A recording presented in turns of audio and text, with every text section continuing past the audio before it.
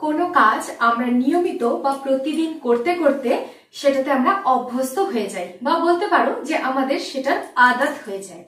এই যে অভ্যস্ত হওয়া বা জিনিসটা আমাদের কাছে একদম নর্মাল হয়ে যাওয়া, এই ব্যাপারটাকে ইংরেজিতে বলা হয় ইউজ টু, বা এই অভ্যস্ত হওয়ার জন্য আমরা ইউজ টু এর ব্যবহার করে থাকি। আমি জানি তোমরা প্রত্যেকেই ইংরেজির কোথাও না কোথাও এই ইউজ টু এর ব্যবহার হতে দেখেছো, এবং এর ব্যবহারটা আমাদের প্রত্যেকের জন্য খুবই দামি, মানে বলতে পারো ভীষণ ইম্পর্টেন্ট। ইংরেজির কিছু বিষয় আছে যেগুলো কিন্তু আমরা না জানলে ইংরেজি জানাটা অসম্পূর্ণ থেকে যায়। ইউজ টু এর ব্যবহার সেরকমই একটা ব্যবহার। এর মানেটা খুবই সহজ, অভ্যস্ত হওয়া। কিন্তু কোনখানে আমরা ইউজ টু এর পরে ভার্বের আইএনজি করছি, আবার কোথায় আমরা ইউজ টু টাকে ডাইরেক্ট ব্যবহার করছি, সেটাও তো জানতে হবে। তাহলেই তো আমরা এর ব্যবহারটাকে সঠিকভাবে করতে পারবো। আজকের ক্লাসে আমরা ইউজ টু এর 3টে গুরুত্বপূর্ণ ব্যবহার শিখব, যেটা কিন্তু আমাদের প্রত্যেকের জানাটা দরকার। আর এই ইউজ টু দিয়ে আমরা খুব ভালো ভালো বাক্য তৈরি করব। Welcome you back to the channel. I am Anushila. You are watching Delightful Learning with Anu. Without any further delay, let's jump into the topic. Use to এর প্রথম ব্যবহার। আমি অনেক সময় ধরে কাজ করতে অভ্যস্ত। অভ্যস্ত প্রথমত বাক্যের শেষে অভ্যস্ত থাকবে, যেরকম এখানে রয়েছে। এটা বলা হয়েছে যে কাজ অনেক সময় ধরে করে করে সেটা আমার কাছে একদম নর্মাল হয়ে গেছে, বা আমি হ্যাবিচুয়েটেড হয়ে গেছি। এই ক্ষেত্রে ইউজ টু এর ব্যবহার করছি। কিন্তু এই ক্ষেত্রে ইউজ টু করব, তার সাথে ভার্বের আইএনজি করব। কোন ক্ষেত্রে আমরা এই নিয়মটা করছি সেটা আমাদের দেখতে হবে। দেখো, এই সেন্টেন্সটা হবে used to working, তার মানে ভার্বের আইএনজি ফর্ম হলো am used to working long hours, অনেক সময় ধরে। কি করলাম, সাবজেক্টের পর am করলাম, মানে সাবজেক্টের পর am is are করছি, তারপরে ইউজ টু করছি, তারপরে ভার্বের সাথে করছি ING form. am used to working long hours। যখন এটা বোঝানো হবে যে কোনো কাজ করতে করতে আমি অভ্যস্ত হয়ে পড়েছি, বা এটা আমার কাছে একদম সাধারণ হয়ে গেছে, নর্মাল হয়ে গেছে, তখন আমরা এই নিয়মটা করব। যেখানে সাবজেক্ট বসাবো, তারপরে সাবজেক্ট অনুযায়ী am is are করব, তারপর করব ইউজ টু, আর ভার্বের সাথে আইএনজি ফর্ম হবে। এখানে আমি লিখে দিচ্ছি am is আর হবে, প্লাস করব ইউজড টু। দুটো ফ্রেজে কিন্তু হবে, একটা হচ্ছে ইউজড, একটা হচ্ছে টু, প্লাস যে ভার্বটা থাকবে ভার্বের হবে আইএনজি ফর্ম, যেরকম হয়েছে ওয়ার্কিং। তাহলে subject am is are, use to, ভার্বের সাথে ING. am used to working long hours। Next, সে রাতে গাড়ি চালাতে অভ্যস্ত, মানে রাতে গাড়ি চালিয়ে চালিয়ে ব্যাপারটা তার কাছে একদম সাধারণ হয়ে গেছে, তাই বলেছে সে রাতে গাড়ি চালাতে অভ্যস্ত। হি ইজ করলাম, তারপরে ইউজ টু, তারপর ভার্বের আইএনজি ফর্ম, তাই driving, he use to driving at night। দেখো, পুরো নিয়ম অনুযায়ী হলো সাবজেক্ট ইজ হলো, ইউজ টু হলো, ভার্বের ING form driving at night, he is use to driving at night। এবার দেখো, সীমা এই আবহাওয়াতে অভ্যস্ত। এই ক্ষেত্রে কিন্তু ভার্বের উল্লেখ নেই।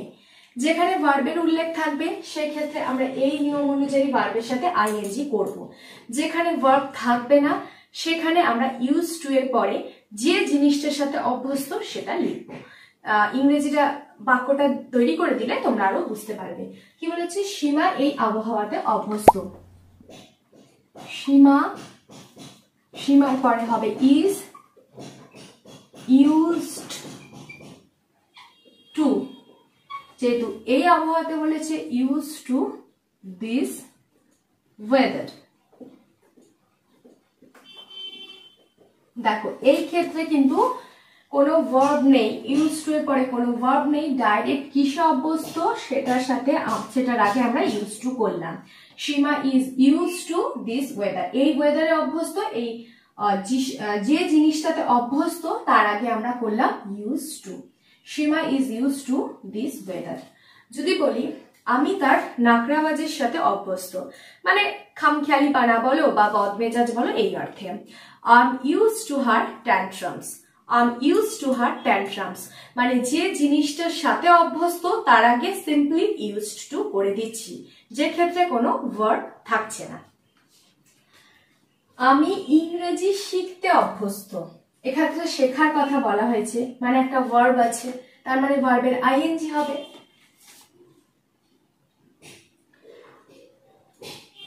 I'm used to learning, I'm used to learning English, যেহেতু শিখতে বলেছে তাই learning, I am used to learning English. তাহলে বুঝতে পারছো যে কোথায় আমরা ইউজ টু এর পরে ভার্বের আইএনজি করছি আর কোথায় ইউজ টু এর পরে যেটাতে অভ্যস্ত সেটা লিখছি। আমি দিল্লির গরমে অভ্যস্ত, দিল্লিতে প্রচন্ড গরম পড়ে কিন্তু আমি তার সাথে অভ্যস্ত হয়ে পড়েছি, এটার জন্য বলবো I'm used to Delhi's গরম hit, I'm used to Delhi's heat, কিসের সাথে অভ্যস্ত হওয়ার কথা বলা হয়েছে? দিল্লির গরমের সাথে, তাই ইউজ টু এর পরে দিল্লি's হিট হয়ে গেল। তাহলে এক্ষেত্রে আমরা দুটো জিনিস শিখতে পারলাম, একটা হচ্ছে যখন কোনো জিনিসের সাথে অভ্যস্ত, কোনো কাজের সাথে বা কোনো কিছুর সাথে, সেই ধরনের বাক্যে যদি ভার্ব থাকে তাহলে এই নিয়ম অনুযায়ী করছি, am is আর ইউজ টু আর ভার্বের আইএনজি করছি।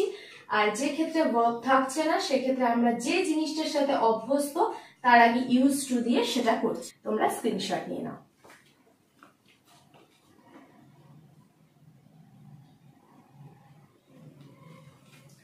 আমি অনেক সময় ধরে কাজ করতে অভ্যস্ত, I am used to working long hours, সে রাতে গাড়ি চালাতে অভ্যস্ত। He is used to driving at night, Seema এই আবহাওয়াতে অভ্যস্ত। Seema is used to this weather. আমি ইংরেজি শিখতে অভ্যস্ত, I am used to learning English. আমি দিল্লির গরমে অভ্যস্ত, I am used to Delhi's heat. দেখে নি আর দুটো ব্যবহার, ইউজ টু এর দ্বিতীয় ব্যবহার, এটা খুবই ভালো একটা ব্যবহার।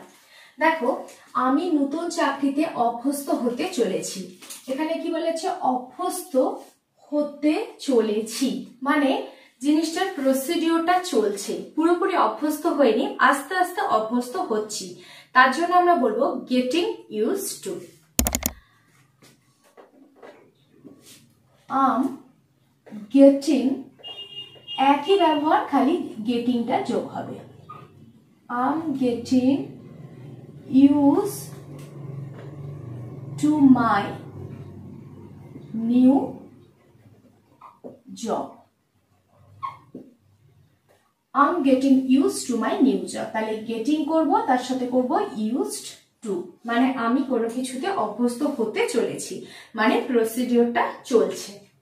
নেক্সট, আমি এই শহরে অভ্যস্ত হয়ে যাচ্ছি, একইভাবে হবে আম গেটিং ইউজড টু এই শহরে, I'm getting used to this city. আমি নতুন মর্নিং রুটিনে অভ্যস্ত হতে চলেছি, I'm getting used to the new morning routine. তাহলে যখনই কোনো প্রসিডিওর চলবে যেটাতে আমি হতে চলেছি তখন করব getting used to, ব্যাস। নেক্সট দেখো, এটা হচ্ছে তৃতীয় নম্বর ব্যবহার, যেখানে আমরা ইউজ টু টাকে ডাইরেক্ট ব্যবহার করব। প্রথম ব্যবহার শিখলাম যেখানে ইউজ টু এর পরে ভার্বের আইএনজি করছি, দ্বিতীয়টাতে করলাম গেটিং, আরেকটাতে আমরা ডাইরেক্ট ব্যবহার করব। কোন ক্ষেত্রে? না, আমি গান গাইতাম, এটা হচ্ছে ইউজ টু এর তৃতীয় ব্যবহার। খুবই সহজ, যেখানে আমরা ইউজ টু টাকে একদম ডাইরেক্ট ব্যবহার করছি। মানে ইউজ টু এর পরে আর কোনো ভার্বের আইএনজি হচ্ছে না, কিচ্ছু না, একদম সরাসরি ব্যবহার করছি। কোন ক্ষেত্রে? আমি গান গাইতাম, এটা অতীতের একটা কোনো অভ্যাসের কথা বলা হয়েছে, যে কাজটা আমি অতীতে বারবার করেছি কিন্তু সেটা অতীত হয়ে গেছে।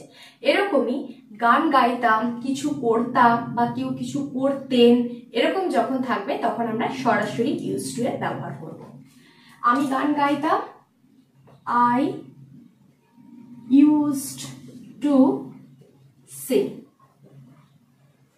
দেখো এখানে কিন্তু আমরা আই এর পরে সাবজেক্ট পরে অ্যাম ইজ আর করলাম না, ডাইরেক্ট করলাম ইউজ টু, তারপরে করলাম ভার্বের মেন ফর্ম মানে V1।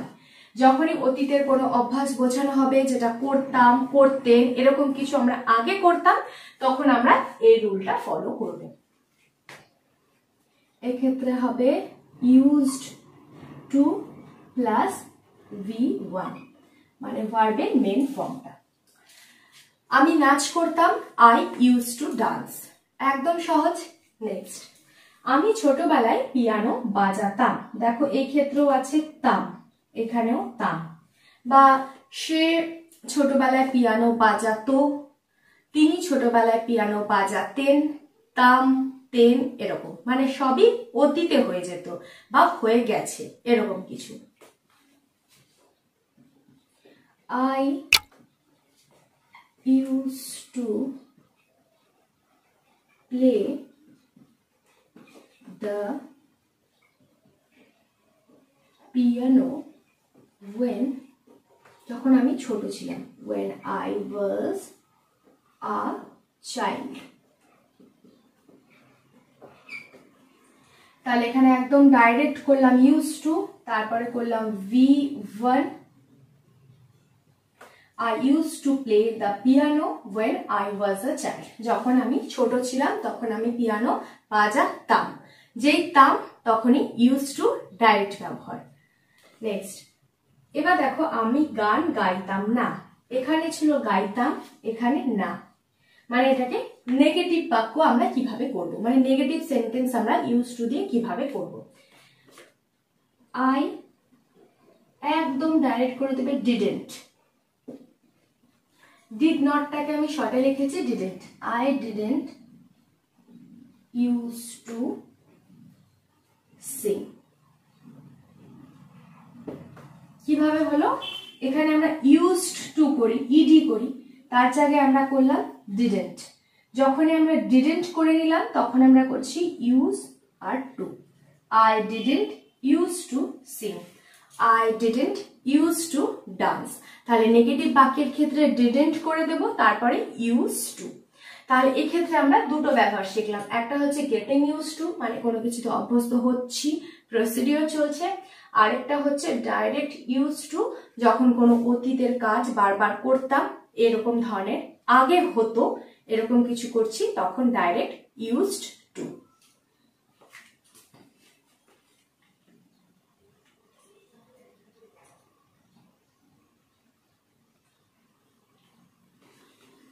আমি নতুন চাকরিতে অভ্যস্ত হতে চলেছি, I am getting use to my new job. আমি এই শহরে অভ্যস্ত হতে যাচ্ছি, I am getting use to this city. আমি গান গাইতাম, আই ইউজড টু সিং। আমি ছোটবেলায় পিয়ানো বাজাতাম, I use to play the piano when I was a child. আমি গান গাইতাম না, I didn't use to sing. So that's all for the day। এই ক্লাসটা একটা কুইক নোট নিয়ে নিই। যখনই কোনো কাজ আমরা অভ্যস্ত হয়ে গেছি বা সেটা করে চলেছি এরকম বোঝানো হবে, তখন আমরা করব ইউজ টু আর ভার্বের আইএনজি। তবে অবশ্যই বাক্যটাতে ভার্ব থাকতে হবে। আচ্ছা, যখন ভার্ব থাকবে না তখন ইউজ টু করব, তারপরে আমরা যে জিনিসটার সাথে অভ্যস্ত সেটা করব। যখন কোনো প্রসিডিওর চলছে তখন গেটিং ইউজ টু। যখন অতীতে কোনো কাজ করতাম, করতেন, করতো, এরকম বোঝানো হবে, তখন ডাইরেক্ট ইউজড টু। আশা করি এই ক্লাসটা থেকে তোমরা কিছু অন্তত শিখতে পেরেছো। যদি এই লেসনটা তোমাদের ভালো লাগে তাহলে আমার জন্য অবশ্যই একটা লাইক করে দাও। আর আজই চ্যানেলটাকে সাবস্ক্রাইব করে ডিলাইটফুল লার্নিং উইথ অনুর সাথে কানেক্ট হয়ে যাও। পাশে থাকা বেল আইকনটাকে অবশ্যই প্রেস করে দিও, যাতে আমি এই ধরনের ইংরেজি ভিডিও দেওয়ার সাথে সাথে ইনস্ট্যান্ট নোটিফিকেশন তোমাদের কাছে পৌঁছে যায়। নিচের কমেন্ট বক্সে কমেন্ট করে তোমাদের মূল্যবান মতামত জানিও, আর ভিডিওটাকে বেশি বেশি করে শেয়ার করে দিও, যাতে তোমাদের ফ্রেন্ডসরা বা ফ্যামিলি মেম্বার্সরাও এই ভিডিও থেকে কিছু অন্তত ইনফরমেশন পেতে পারে। তোমরা সবাই খুব সুস্থ থেকো, ভালো থেকো। Till then stay positive, always be happy. God bless you all.